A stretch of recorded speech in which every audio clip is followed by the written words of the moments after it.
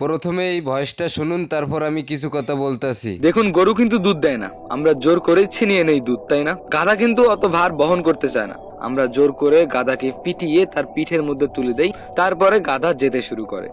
দেখুন, বনের বাঘও কিন্তু দুধ দেয়। আমরা কি ভুলেও দেখতে চাই যে বাঘ দুধ দেয় কি দেয় না?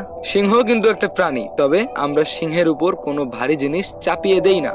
কিন্তু তারপরেও এই গরু বা এই গাধাদেরকে দিয়ে যে আমাদের এত উপকার হচ্ছে, তারপরেও কিন্তু দিন শেষে এদের নামটা বোকা বোকা নাম, তাই না? এই যে গরু, এটা এক ধরনের গালি। আমরা যাকে তাকে গালি দেই, গরু বলে, গাধা বলে গালি দেই। গাধারা অলস, মানে এই ধরনের একটা গালি বুঝায়, তাই না? কিন্তু তারা আমাদের অনেক উপকার করতেছে। আর বনের বাঘ সিংহ কিন্তু আমাদের কোনো উপকার করতেছে না, বরঞ্চ আমরা যদি তাদের সামনে যাই, তারা কিন্তু আমাদেরকে এক গাছে খেয়ে ফেলবে। তারপরেও আমরা শুধু তাদের নামে প্রশংসা করি। সিংহ বনের রাজা, বাঘের মতো হিংস্র কোনো প্রাণী নেই, শুধু আমরা সুনামি করে গিয়েছি, তাই না?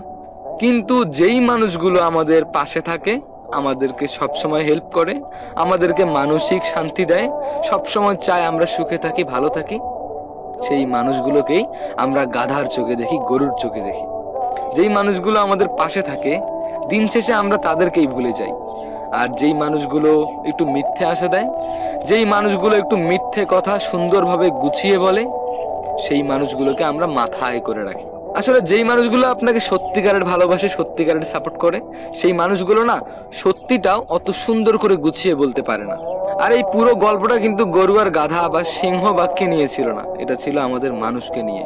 আমরা শুধু তেলে মাথায় তেল দিতে জানি, জটা চুলের হাল কিন্তু আমরা কেউ বুঝতে জানি না।